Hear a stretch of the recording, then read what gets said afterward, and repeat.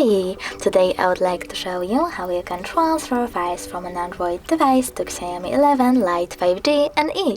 Firstly, open Play Store on both smartphones, click on the search bar and type in Send Anywhere.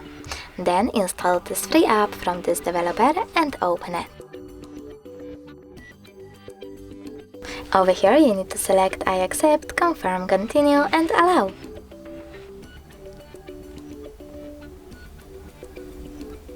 After that, we can finally select Send on an Android device and Receive on Xiaomi Lite. Then tap on all of those dots and choose Send. This way you will transfer all of those files. It will take a while though, so I will only go with one photo, choose Send and click Got It only for example. As you can see, over here we have two connection ways. We can scan this QR code by clicking on the scanning icon on Xiaomi, selecting while using the app or only this time and pointing camera at the code. But we can also just input this key and tap on Receive.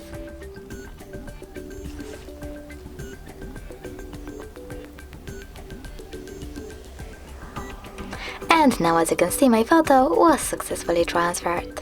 Thanks so much for watching. If you enjoyed this video, don't forget to leave a like, comment and definitely subscribe. Bye!